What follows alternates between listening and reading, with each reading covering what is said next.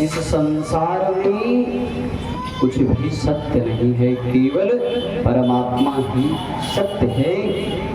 ईश्वर अंश जीव अविनाशी, उन्हीं के अंश हम सब हैं। महाराज संसार में कुछ और नहीं है। सांसारिक बन के मत रहो, संसार में रहो तो परमात्मा का चिंतन करो। जो सार है वो यही है, परमात्मा में हमारी लगन लग जाए, बस जीवन का एक ही अर्थ है। महाराज आजकल का तो जमाना ही बहुत गलत है। परमात्मा का चिंतन तो करने नहीं है, अपनी ही चिंता में पूरी उम्र बीत जाती है। महाराज कर भी क्या सकता है जीव, कलयुग का प्रभाव ही है। लेकिन कलयुग में नाम की विशेषता है, नाम को लेते रहे कल्याण तो होगा ही होगा। श्री राम जी बहुत प्रकार से अपने बाल चरित्र को दर्शाते हैं। बहुत बहुत लीलाओं को भगवान ने अपने बाल चरित्र में किया है। और सबके मन में यह बात आती होगी कि भगवान बड़े सीधे रहे होंगे। कुछ लोगों के मन में ये भी बात आती होगी भगवान खेलते उलते नहीं हैं। मानस में भगवान के खेल का भी वर्णन है। और कैसे खेल का वर्णन है?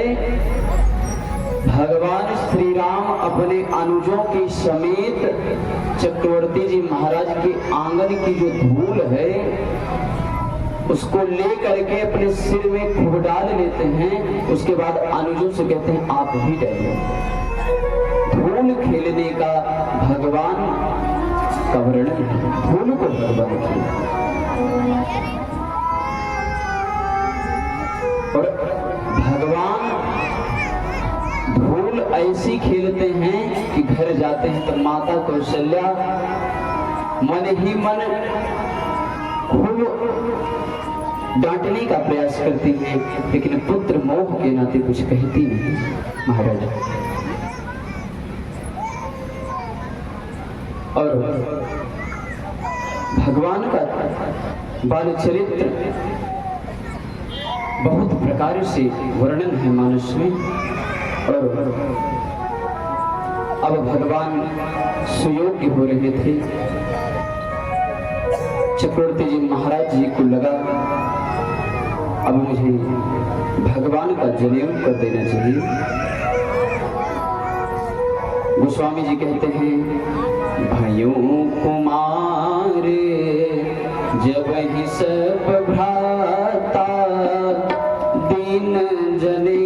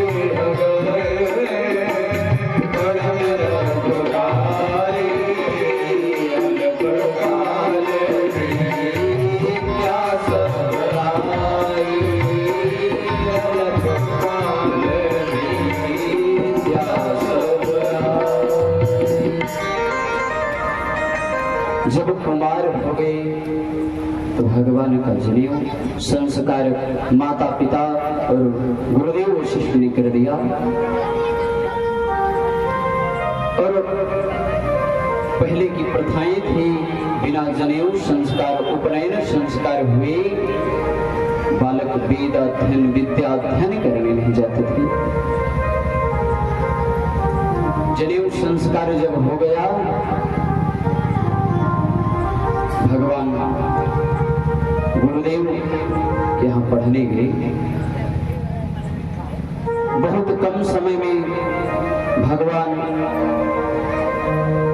विद्या को प्राप्त करेंगे। भगवान को कौन पढ़ा सकता है? जो पूरे संसार को पढ़ाते हैं उनको क्या कोई पढ़ा सकता है? लेकिन इस मानव योनि में जन्म लेने के नाते सब कुछ हमको करना पड़ रहा है। भगवान श्री राम पढ़ने में भी अग्रगण्य हैं। कुछ ही समय में उन्होंने वेदों का अध्ययन, श्रुतियों का अध्ययन, स्मृतियों का अध्ययन, पुराणों का अध्ययन कंठस्थ कर लिया महाराज। और अब भगवान को गुरु जी ने पढ़ाया क्या है?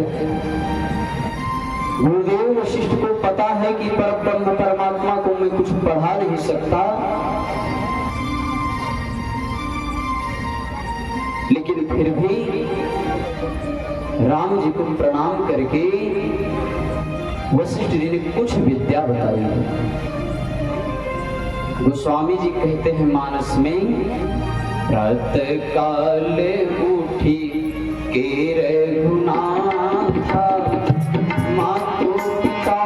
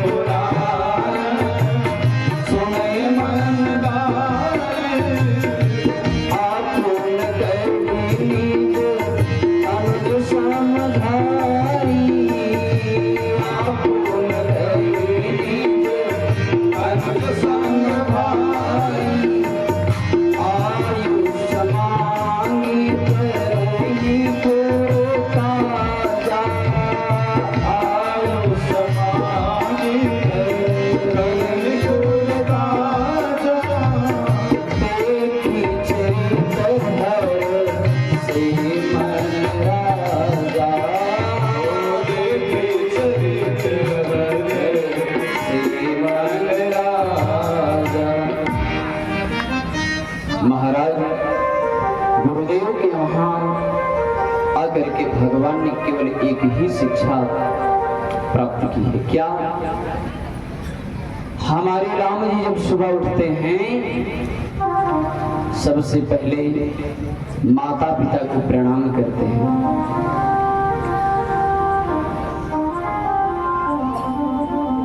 मैंने आपसे कल निवेदन किया था, रामचरित की प्रत्येक चौपाई, इस मानस की एक एक बिंदु, एक एक चौपाई इस मानव जीवन का सार है। महाराज यहाँ पूज्यपाल गोस्वामी जी हम सबको संदेश दे रहे हैं कि आप सब भी यही करिए। माता पिता गुरु ये सदैव पूजनीय है महाराज। और आजकल क्या होता है, बच्चे सोकर उठे तो पहले उनको मोबाइल का दर्शन और उनके पिताजी को कप का दर्शन बिस्तर में। बच्चों का ही क्या दोष है?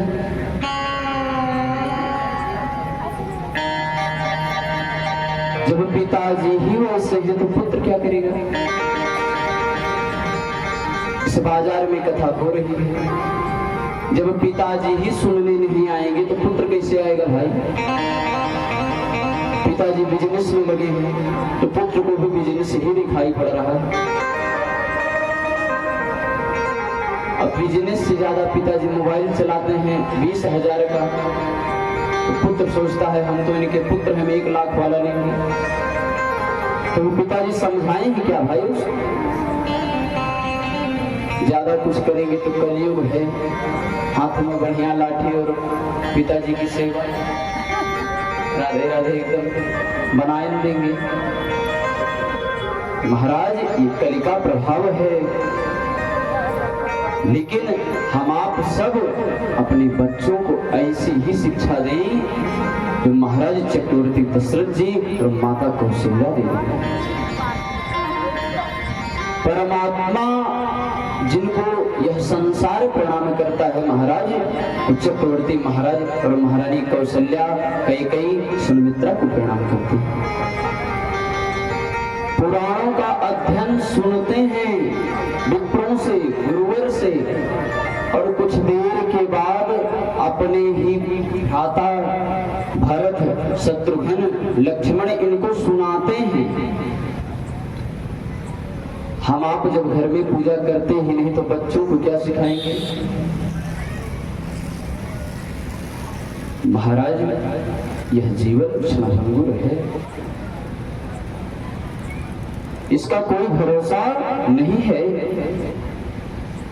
जो समय मिला है इसका लाभ उठाइए, सत्संग में जाइए, कहीं भी कथाएं हो उसमें अवश्य जाइए, गृह के कार्यों का त्याग करिए या उसे समयानुसार संपन्न करिए, लेकिन सत्संग में आप जाइए और अपने बच्चों को अवश्य लेकर के जाइए।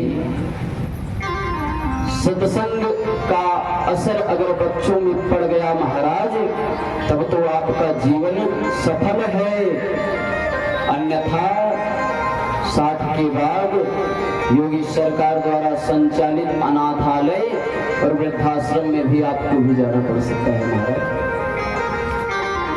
इसलिए पहले से ही उनको अपने मार्ग का दर्शन करिए। जब आप अपने माता पिता की सेवा करेंगे तो आपका पुत्र आपकी सेवा करेगा, 100% सत्य है। हम आप जब अपने माँ बाप की सेवा करेंगे, भगवान से भी उच्च आसन है माता पिता। इन्होंने इस धरती पर हमको जन्म दिया है महाराज, इस बात को कहां हम भूल जाते हैं। इस धरा पर जिसने लाया उसको हम वृद्धाश्रम में, जहां वृद्धों का आश्रम है, अनाथालय है, वहां ले जाकर छोड़ते हैं। अरे दृढ़मति वालों, कम से कम ये तो सोचो कितना कष्ट उठाया है तब तुम्हारा जन्म हुआ है। महाराज आजकल की तो व्यवस्थाएं ही भिन्न हैं।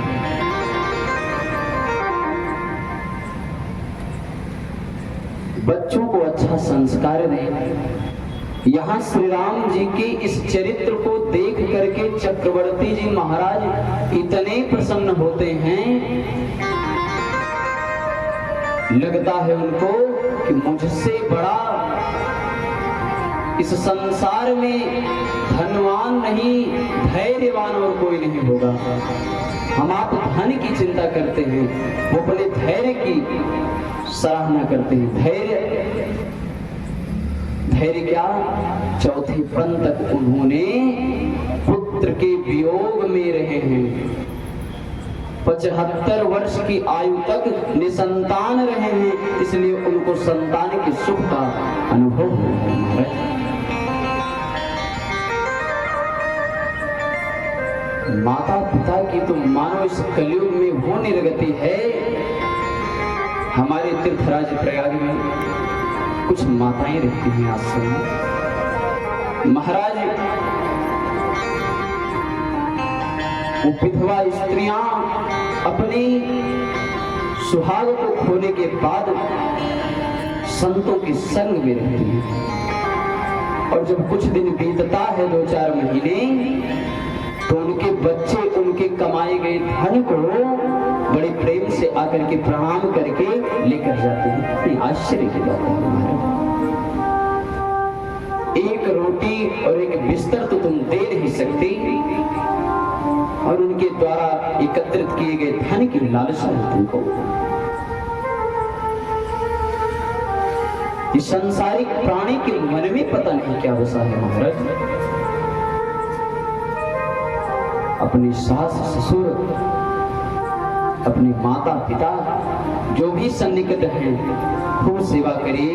उनसे बड़े देवता इस धरा पर नहीं है। और भगवान धीरे धीरे बड़े होते थे महाराज।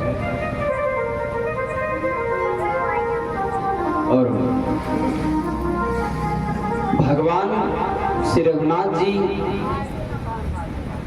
अपने दास दासियों को भी बड़े खुश रखते थे, उनसे सेवा नहीं लेते थे। जो नौकर चाकर इत्यादि हैं, उनसे भगवान सेवा नहीं लेते थे। और भगवान का चरित्र बहुत आनंदोत्सव में चल रहा था। उसी समय एक महर्षि का आगमन हुआ है, जिनको हम आप विश्वामित्र जी कहते हैं। विश्वामित्र नाम के एक ऋषि महाराज, जिसे आज हम आप सब पटना कहते हैं, उसी क्षेत्र में सुबह आश्रम में निवास करते हैं। सुंदर आश्रम में वास करते हैं। यज्ञ अनुष्ठान पूजन जब करना चाहते हैं तो सुबाहु और मारीच बहुत परेशान करते हैं, दोनों असुर हैं। विश्वामित्र जी के मन में एक दिन चिंता हुई, परमात्मा के बिना इन असुरों का उद्धार कैसे होगा और देवों का कल्याण। महाराज विश्वामित्र जी ने नेत्रों को बंद करके और ध्यान लगाया है, तो उन्होंने देखा कि चक्रवर्ती महाराज श्री दशरथ के पुत्र रत्न के रूप में परमात्मा का प्राकट्य हो चुका है। चलिए हम चले और उनको लेकर के आए, अपने यज्ञ अनुष्ठान आदि को सफल करें। कुछ क्षण में उनके मन में चिंता व्याप्त हुई। चक्रवर्ती जी महाराज चौथे पल में पुत्र का सुख पाए हैं, क्या हमको देंगे? महाराज गोस्वामी जी कहते हैं, विश्वामित्र महामुनि ज्ञानी, विश्वामित्र महामुनि ज्ञानी, बसहीन किन शुभ आश्रम जानी, बसहीन किन शुभ आश्रम जानी, जहाँ जप जोगी मुनि करनी, जहाँ जप जोगी मुनि करनी, अति मारीच सुबाहु गौरी, अति मारीच सुबाहु गौरी, देखत जाई निश्चय दवाई, देखत जाई निश्चय दवाई, करही उपद्रव मुनि दुख पाई, करही उपद्रव मुनि दुख पाई, गांधी तनय मन चिंता जाती, गांधी तनय मन चिंता जाती, हरि बिन मरैन निश्चर पाती, हरि बिन मरैन निश्चर पाती, तब मुनि मोर मन कीन्ह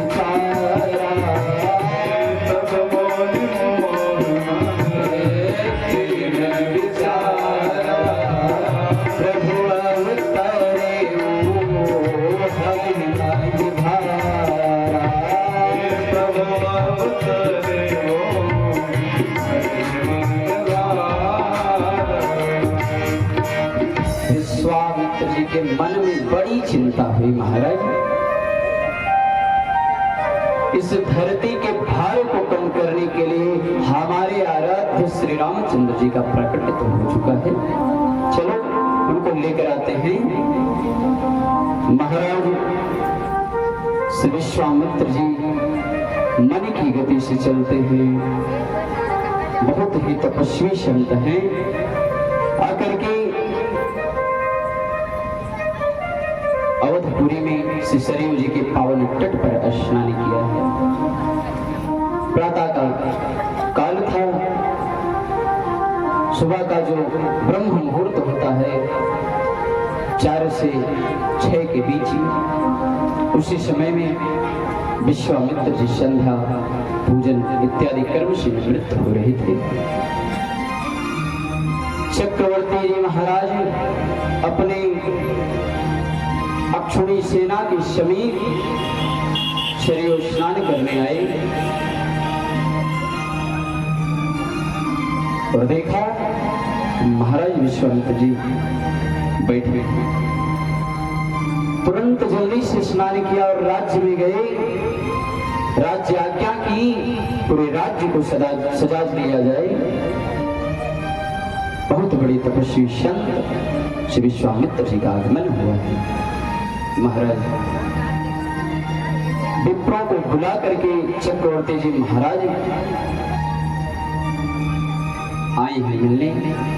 गोस्वामी तुलसीदास जी कहते हैं विश्वामित्र आगमन जब सुने हैं तो बाबा कहते हैं मुनि आगमन सुने जब राजा, मुनि आगमन सुने जब राजा, मिलन गए विप्र समाजा, मिलन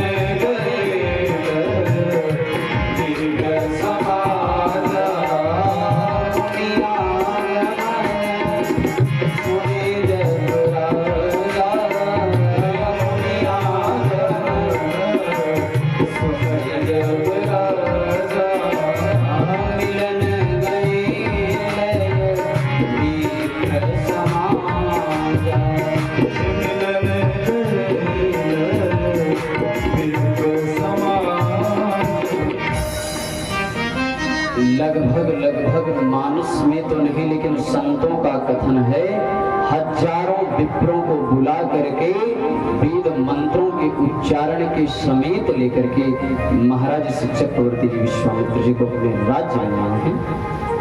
महाराज राज्य के जितने भी प्रजा हैं पुष्पों की वर्षा कर रहे थे। क्यों?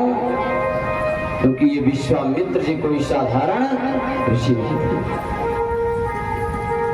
और चक्रवर्ती जी ले जाकर के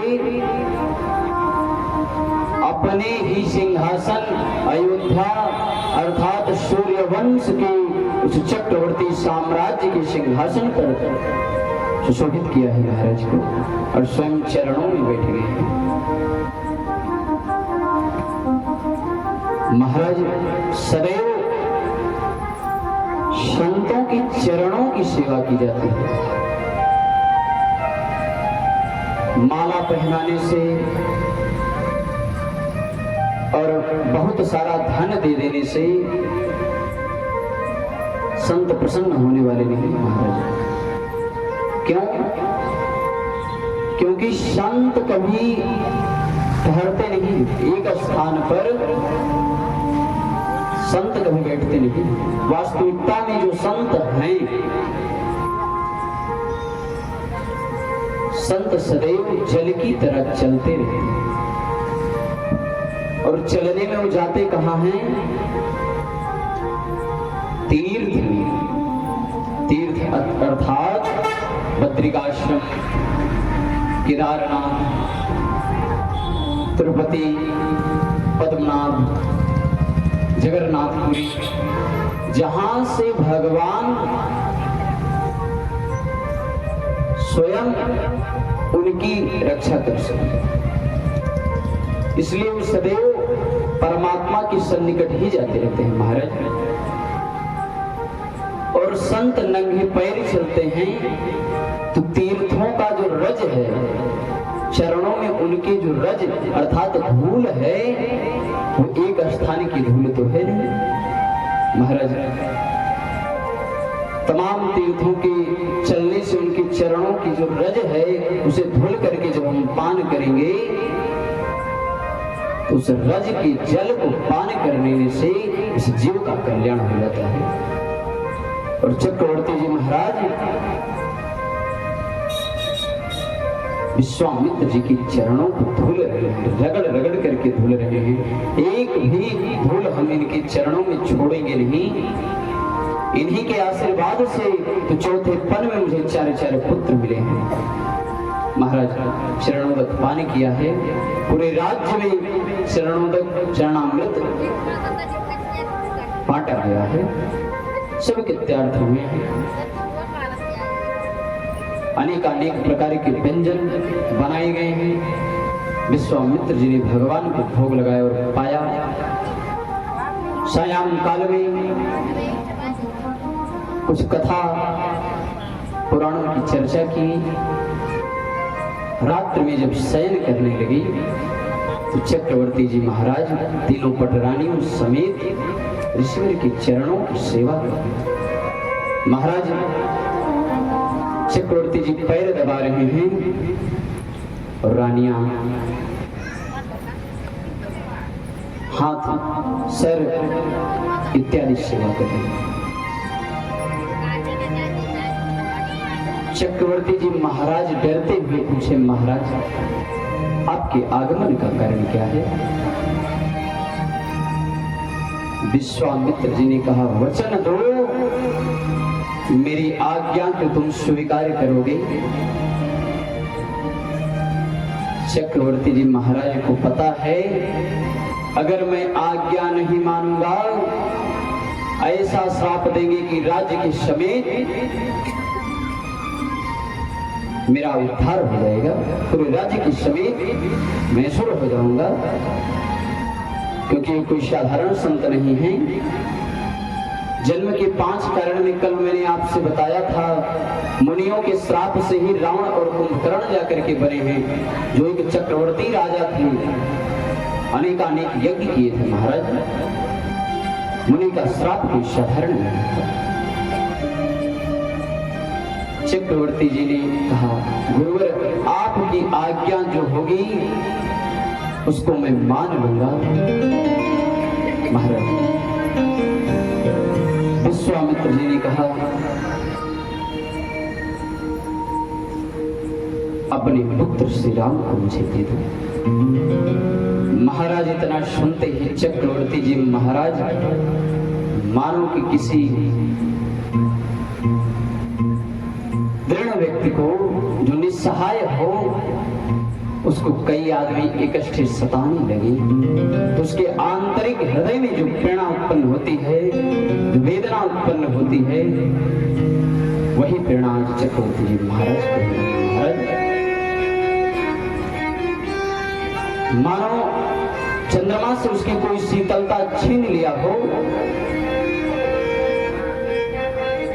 मानो खिलते हुए पुष्प को किसी ने छू लिया हो और वो मुरझा कर गिर पड़े। महाराज चक्रवर्ती जी महाराज की दाहिनी आंख में आंसू आ गए।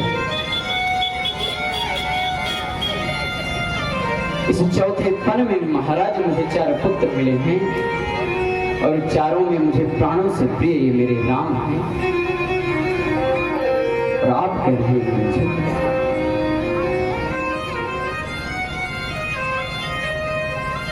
रात भर इस बात का मनन करते रहे। महाराज प्रातः काल हुआ, राज्यसभा सजाई गई, उच्च सिंहासन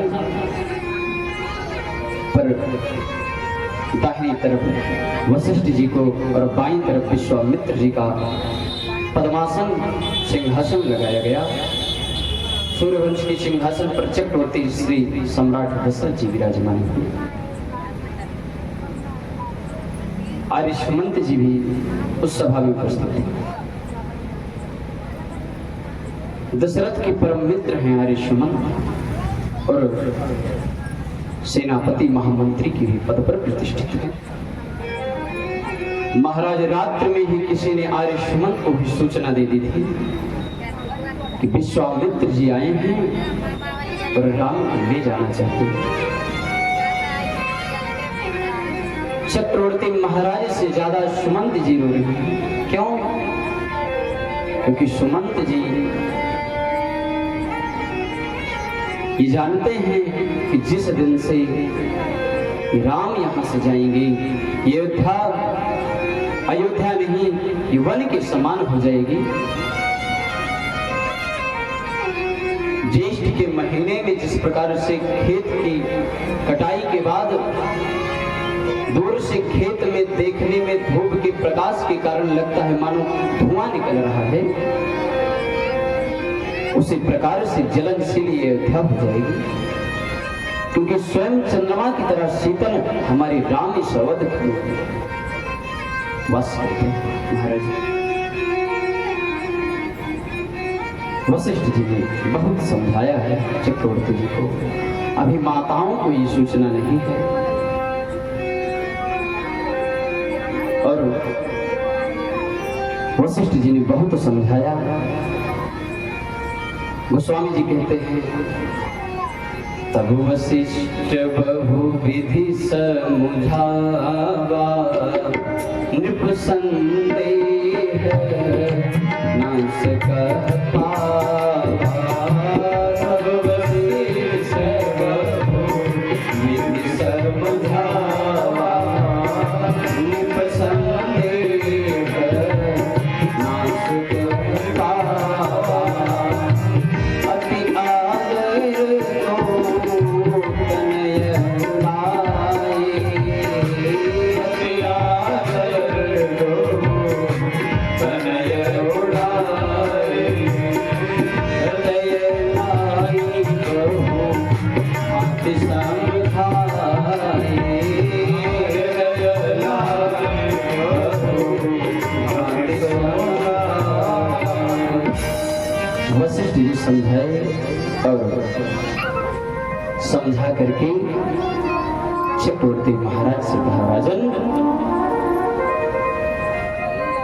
अनुज समेत राम को विश्वामित्र जी को दे दो, आपका बहुत लाभ होगा। महाराज चक्रवर्ती जी ने अपने प्राण के दोनों टुकड़े, अपने शरीर की दोनों भुजाएं आज विश्वामित्र जी को प्रदान किया और विश्वामित्र जी दोनों भ्राता को लेकर के चल पड़े। रानियों को कोई सूचना नहीं, क्योंकि राज्य का अगर राजा कोई निर्णय ले ले तो वहां रानियों का कोई महत्व नहीं होता। अगर राजा कोई निर्णय लेता है, अगर रानियां चाह लें तो राजमत को पलट सकती हैं, बदल सकती हैं। लेकिन बहुत समझाया है वशिष्ठ जी ने देवियों को भी। महारानी कौशल्या अपने कक्ष में सुंदर भगवान श्री राम की प्रतिमा को लगवाती है। इसी को देख करके मैं अपने मन में धैर्य धारण करूंगी महाराज। और चक्रवर्ती जी महाराज भी गंभीरता पूर्ण हुए हैं, लेकिन एक राजा होने के नाते अपने राज्य का निर्वाह पुनः प्रारंभ कर दिए। महाराज राज्य पालन करने लगे। अगर मान लीजिए आज हमसे आपसे हमारा कोई पड़ोसी निसंतान हो या उसे कोई समस्याएं हो, विपत्ति हो, हमारी संतान को मांग ले, क्या हम आप दे सकते हैं? संभव ही नहीं महाराज, क्योंकि इतना मोह होता है अपने संतान से, उसको कभी हम किसी को दे नहीं सकते। कि मानव शरीर जो मिला है अगर किसी के काम आ जाए तभी सार्थक है, अन्यथा ये निरर्थक, इसका कोई अर्थ नहीं है। महाराज इस शरीर को परहित में भी लगाओ। शरीर किस लिए है? कहते हैं किसी के काम जो आए उसे इंसान कहते हैं।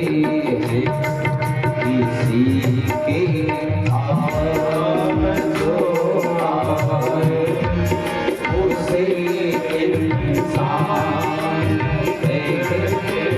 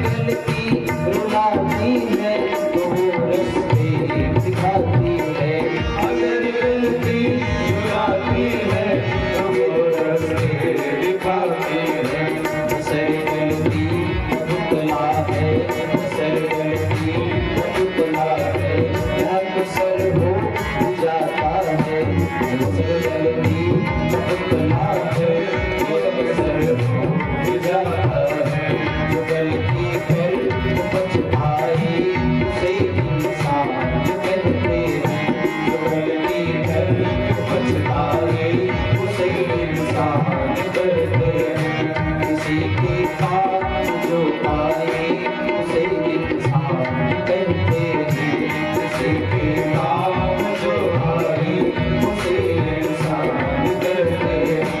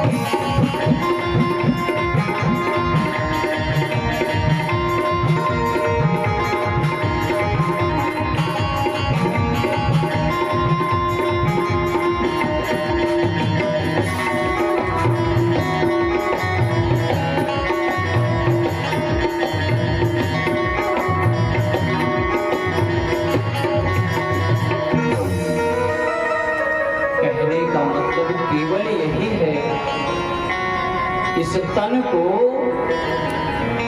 अपने लिए मत बनाइए महाराज। भगवान ने इतना सुंदर स्वरूप दिया है, इसका सदुपयोग करिए। ये नहीं कि भगवान ने हमें धन दे दिया तो मानो पड़ोसी के घर में हम जैसे भी चलवा दूं, ऐसा नहीं महाराज। अपने हित के लिए कभी दूसरों का अनहित नहीं करना चाहिए महाराज। हम अपने घर को बनवाने के लिए लकड़ियों का इस्तेमाल करते हैं। हमको ये नहीं पता कि वो लकड़ी आखिर आती कहां से। सबको यही पता है कि जंगल से। हमारी सुरक्षा के लिए हमारे घर में चोरी ना हो, कोई हमको देख न ले, इसलिए हम गेट लगवाते हैं। और हमारे घर की सौंदर्यता के लिए जंगल में उन वृक्षों पर बनाए उन छोटे छोटे पक्षियों का घर नष्ट हो जाता है महाराज।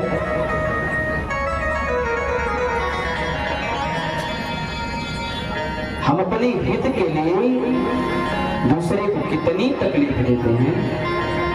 सीखना है तो चक्रवर्ती महाराज से सीखिए। चौथेपन में पुत्रों को पाया और महर्षि विश्वामित्र की यज्ञ की रक्षा के लिए अपने प्राण के समान पुत्रों का दान कर दिया महाराज। धन्य है ये वधपुरी और धन्य है यहाँ के चक्रवर्ती साम्राज्य और धन्य है वो मां जिसने दशरथ जैसे चक्रवर्ती महाराज को जन्म दिया। महाराज विश्वामित्र जी लेकर के श्री राम जी को जा रहे हैं, संग में लक्ष्मण जी हैं और टाटक नाम का एक वन पड़ा है रास्ते में। बक्सर जिला के पहले ही टाटक नाम का वन पड़ता है, वही वन का वर्णन इस रामचरितमानस में किया गया है। टाटक नाम के वन में ताड़का नाम की राक्षसी रहती है। महाराज इतना अत्याचार बढ़ गया है, पता नहीं कितने मुनियों को अपना आहार बनाकर खा गई। महाराज वही ताड़का आज जैसे राम लक्ष्मण और गुरुदेव भगवान को देखी है, जोर से दौड़ करके मारने के लिए दौड़ी है। महाराज हमारे रघुनाथ जी ने अपने धनुष की प्रत्यंचा पर एक ही बाण लगाया है। पूज्यपाद गोस्वामी जी कहते हैं एक ही बाण प्राण है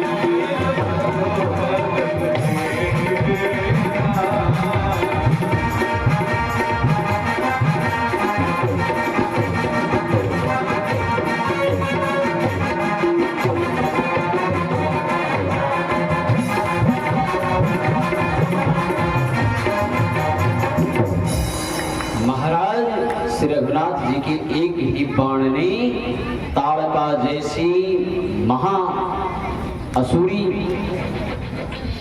अत्याचारी राक्षसी को वध कर दिया। अभी तक तो विश्वामित्र जी को यही पता था कि राम भगवान के स्वरूप हैं, लेकिन जब देखा कि एक ही बाण प्राण हर लेना, महाराज विश्वामित्र जी को विश्वास हो गया कि परमात्मा के सिवाय ये जीव नहीं है। महाराज और श्री राम जी के हाथों किसी का उद्धार भी हो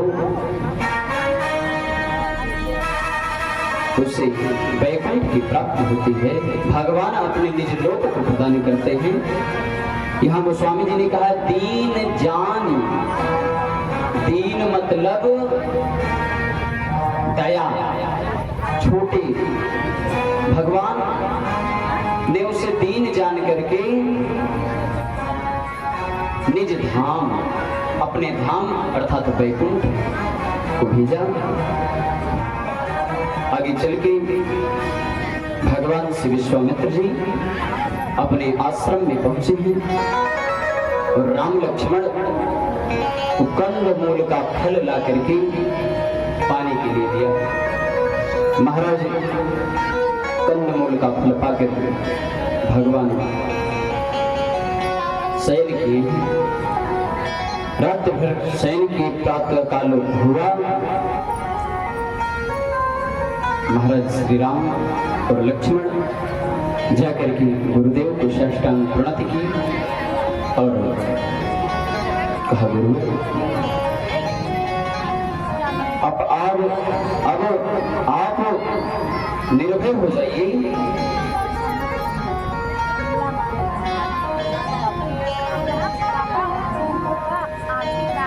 आप निर्भय होकर के यज्ञ जप अनुष्ठान करिए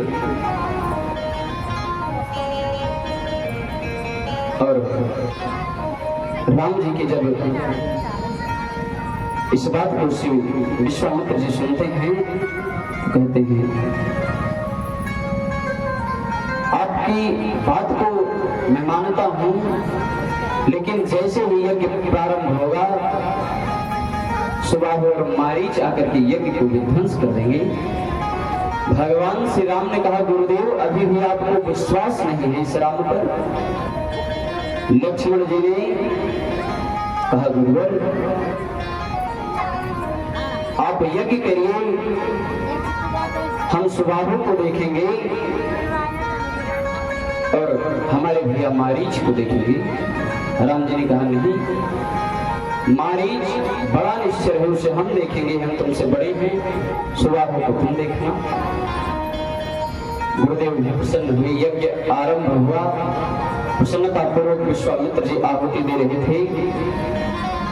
सुबाहु आया है, श्री राम जी ने एक ही बाण में सुबाहु का उद्धार कर दिया।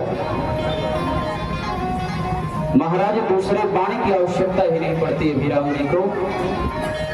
एक ही बाण को चलाया महाराज, मानो मंदराचल पर्वत सुबाहु के ऊपर गिरा, तत्क्षण उसका प्राणायाम हो गया। इधर मारीच दौड़ करके आया और यज्ञ में ध्वंस करने का प्रयास किया। श्री राम जी ने एक बाण चलाया, 100 योजन पार जाकर के लंका में गिरा।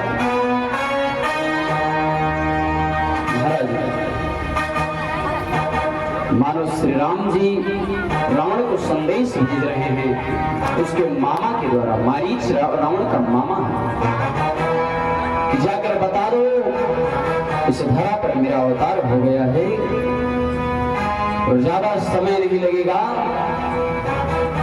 मैं आ रहा हूं रावण, इसके बाद तुम्हारा ही उद्धार करूंगा। महाराज मारीच जाकर के 100 योजन पार लंका में जाकर के गिरा। बहुत प्रसन्न हुए हैं विश्वामित्र जी, बड़े प्रेम के साथ आहुति प्रदान कर रहे हैं। और यहाँ पर विश्वामित्र जी ने राम के माता पिता की प्रशंसा की। 2-3 दिन 4 दिन 5 दिन यज्ञ चलता रहा। 7 दिवसेन 7 दिनों तक निरंतर विश्वामित्र जी ने आहुति प्रदान की। 8वें दिन यज्ञ की पूर्णाहुति हुई प्रातः काल में और विश्वामित्र जी आकर के राम और लक्ष्मण के पास बैठे। महाराज राम जी को अपनी मां कौशल्या की याद आ गई।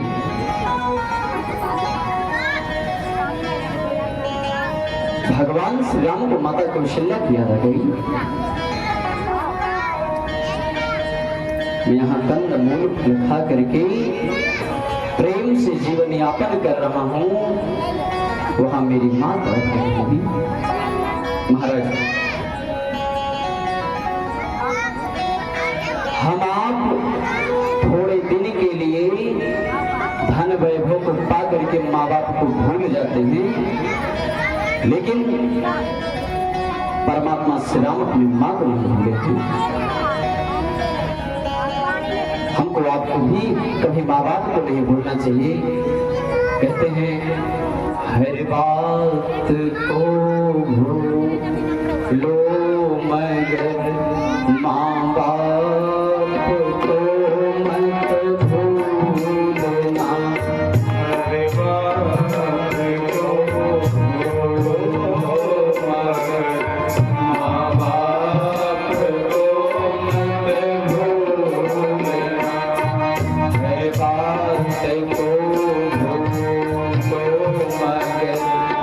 बाबा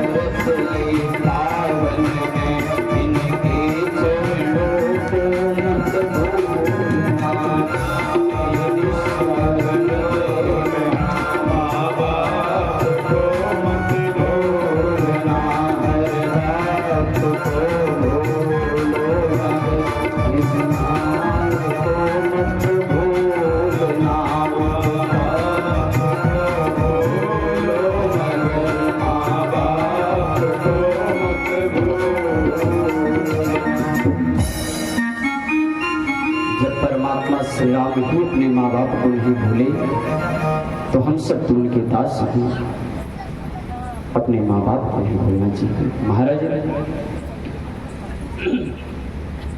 श्री विश्वामित्र जी के पास विदेह राज जनक ने संदेश भेजा। विदेह नगर के राजा चक्रवर्ती महाराज श्री दशरथ के मित्र श्री जनक जी महाराज हैं और जनक महाराज एक पुत्री हैं जिनका नाम है जानकी। भूमि जान अर्थात भूमि से उत्पन्न हुई पुत्री जानकी को जनक ने अपने खेत में हल चलाते समय पाया था। महाराज जनक जी ने जब जाना कि कोई साधारण कन्या नहीं है, साक्षात सती हैं, तो जनक जी ने उनके विवाह के लिए स्वयंवर की रचना बनाई और स्वयंवर की रचना बनी। पूरे विश्व में आमंत्रण भेजा गया और दूर दूर के संतों को आमंत्रण दिया गया। महाराज विश्वामित्र जी को भी आमंत्रण दूतों ने लेकर के आया है। राम लक्ष्मण समेत विश्वामित्र जी बैठे थे और श्री विश्वामित्र जी ने कहा, यह आमंत्रण भी स्वीकार है और दूत की जाने के पश्चात राम और लक्ष्मण जी की सलाह लेकर के विश्वामित्र जी अपने दोनों शिष्यों के साथ चलते हैं। कहाँ?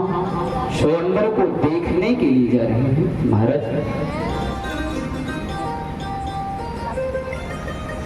थोड़ी दूर पर गए, फिर एक वन पड़ा। उस वन में प्रत्येक वृक्ष सूख चुकी थी। एक टूटी टूटी कुटिया दिखाई पड़ रही थी। महाराज उस कुटिया के सामने एक पत्थर की नारी दिखाई पड़ रही थी और श्री राम जी जा रहे थे। जब उस कुटिया के पास पहुंचे तो महाराज श्री राम जी ने गुरुवर से पूछा, गुरुदेव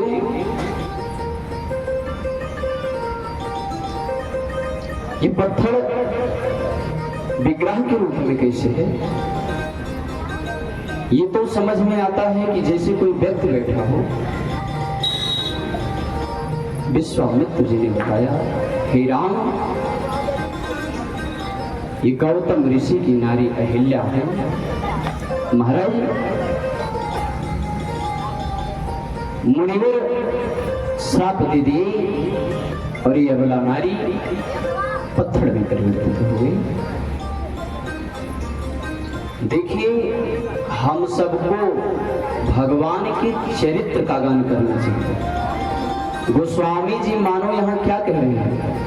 मानस में केवल इसी बात का वर्णन है, हे राम, गौतम ऋषि की नारी अहिल्या है। ऋषिवर साप 3 एक 12। ऋषिवर ने एक बार इनको श्राप दे दिया और ये पत्थर हो गए। किस कारण श्राप दिया इसको ऋषिवर ने नहीं बताया। गोस्वामी तुलसीदास जी ने इस बात की चर्चा नहीं की है। क्यों? क्योंकि गोस्वामी जी ने भगवान के सतचरित्र का उल्लेख किया है। ये भगवान विष्णु की कथा है। श्राप क्यों दिया? गोस्वामी जी ने इसका वर्णन नहीं किया और इसी राम भगवान की जो चरित्र का दूसरा रूप है, जिसे हम लोग वाल्मीकि रामायण के रूप से जानते हैं, 3 खंडों में महर्षि वाल्मीकि ने वर्णन किया है। विस्तार से इस कथा का वर्णन है। महाराज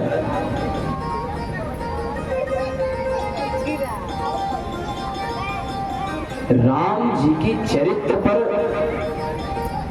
ही रामचरितमानस को गोस्वामी जी ने लिखा है। इसीलिए तो इसका नाम रामचरितमानस है।